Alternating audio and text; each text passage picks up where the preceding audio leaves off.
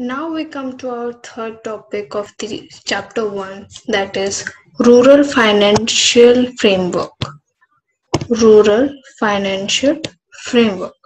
So this there is a need of for investment in rural areas for the following reasons. The reasons are poverty aviation, infrastructure, growth in the agricultural and non-farm activities, and diversification of rural economy. These are the reasons why we need to invest in the rural areas. So the financial services that can be used in the rural areas are saving services, credit for long term and short term uses, insurance and life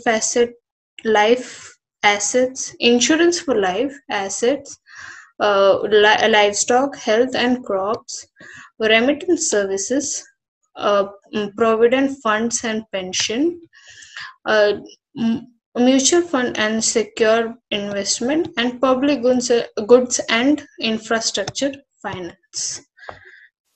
Next, we will talk about the components of the rural financial system. So, first, these are the four components which belong to the rural financial system. Firstly, we will talk about supply component. In component, it is necessary for define.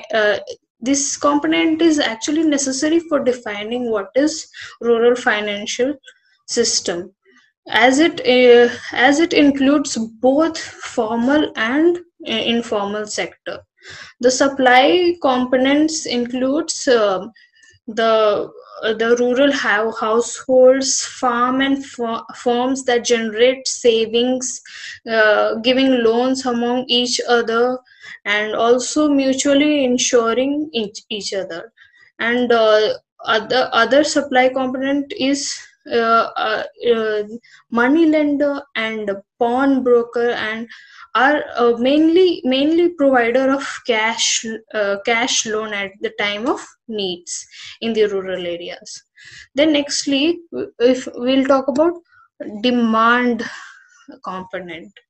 This component comprises of primarily millions of households, farm and farms, and approximately there is non-farm or farm for every household in the rural areas. All such households and farms also require financial services. So these are the demand components of the rural area. Then we'll come to intermediation component. This component comprises of intermediaries who receive money from households, farms, and small firms in the form of saving or time deposit, and also insurance premium, provident fund, pension contributions. They usually use these funds which is collected from extending loans to firms and rural households to urban borrowers, including industry and trade, or investment in corporate and government securities. So these intermediation components uh, fill the gap between, become a bridge between rural and urban trading system. Then, lastly, we will talk about regulation component. Regulation is spread among various authorities. Firstly, like banking division in Ministry of Finance, then RBI through its rural planning and credit department of banking operation and development. These With the help of these departments, it provides regulation in these are the authorities which provides regulation in financial market.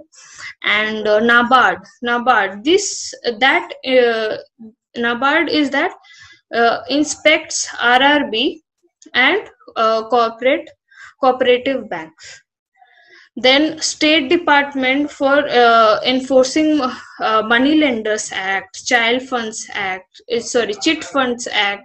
All these regulations are done by these authorities.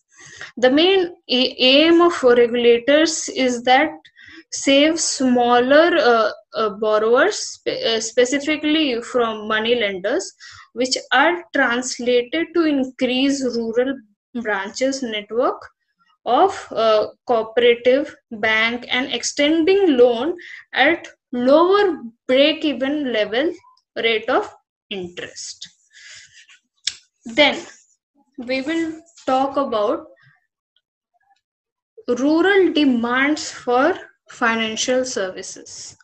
So there are the demands are distributed into three categories, that is saving services, credit, and insurance services. So in rural demand for saving services, usually people of rural areas deter from using a formal channel for saving, as the cash flow is irregular and there is an unavailability of amount for saving at the point of time.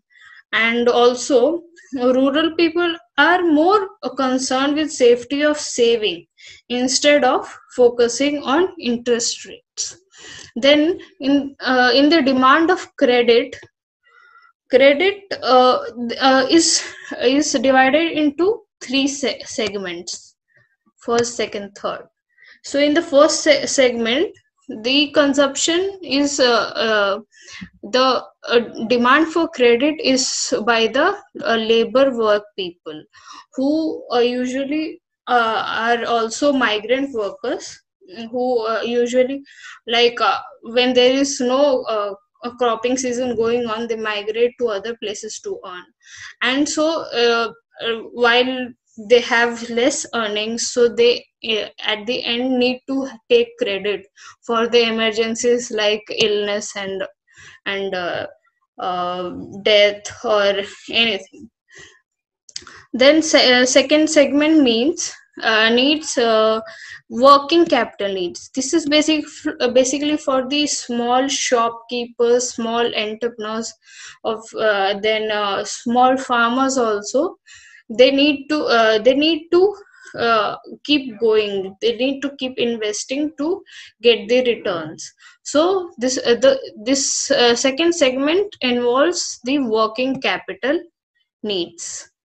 Then third segment is it comprises of medium and small farmers who are dealing with commercial crops like wheat, paddy, groundnut, cotton, and are also engaged in poultry, fishery, and dairy.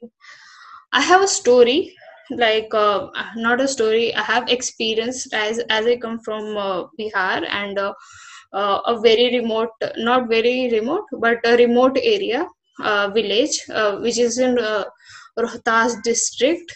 The village name is Fatehganj. I have many relatives over there who marry their daughters. While marrying their daughters, they take huge credit from their uh, uh, relatives and friends and whoever, like landlords, zamindars, whoever is at a good position to give money. So basically they borrow money at each, how many ever daughters they have, they do take credit for their marriages, and those credit reaches into lakhs of rupees. So this is one of the additional credit segment you can add here. Then lastly, we'll talk about financial services, the demand of financial services. In rural areas, insurance is still not that well expressed, and it doesn't feel important to people. But it is very necessary to to cover the life cover in the rural areas, livestock, asset, and crops. Basically, most importantly for the crops, the insurance is really necessary, and the companies should take this opportunity seriously and go and explore this areas. Nextly, we'll talk about supplies of rural financial services.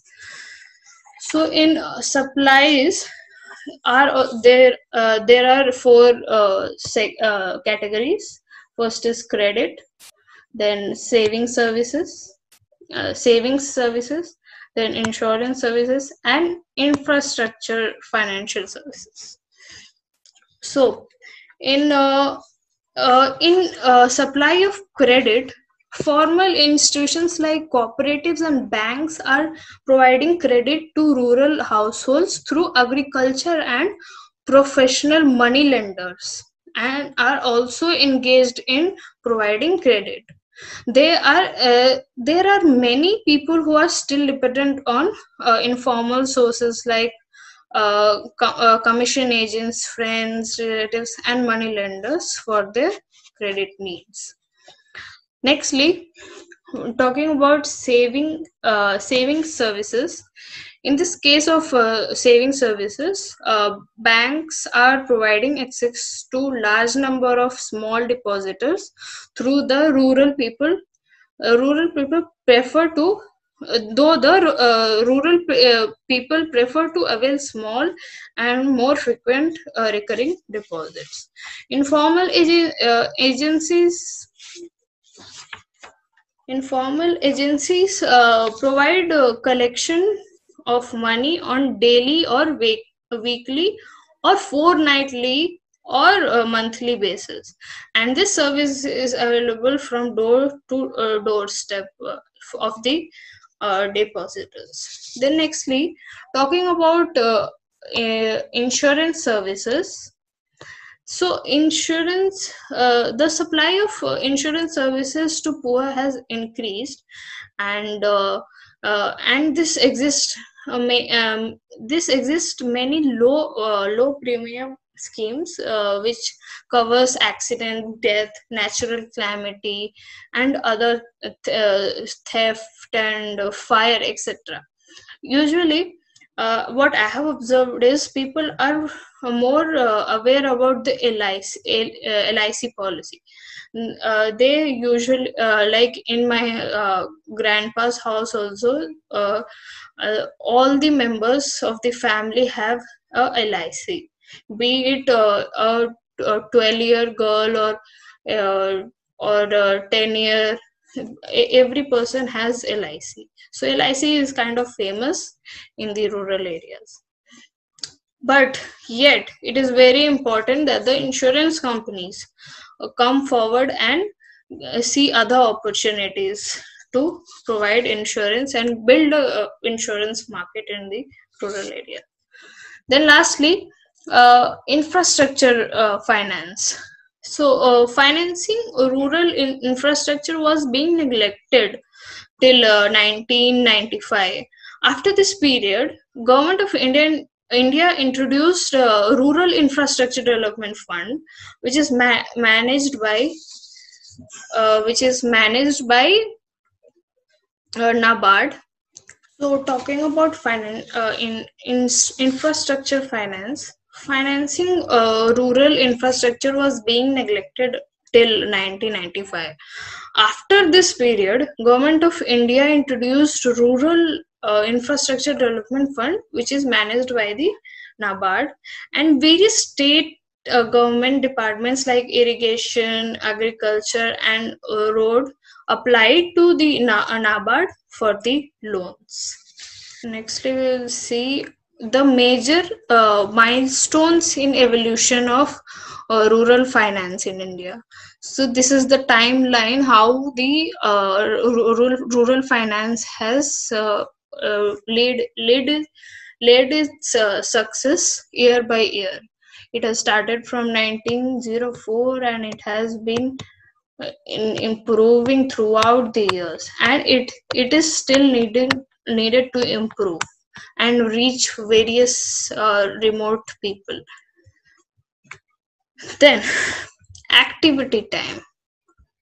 In this activity you have to go visit the www.nabard.org,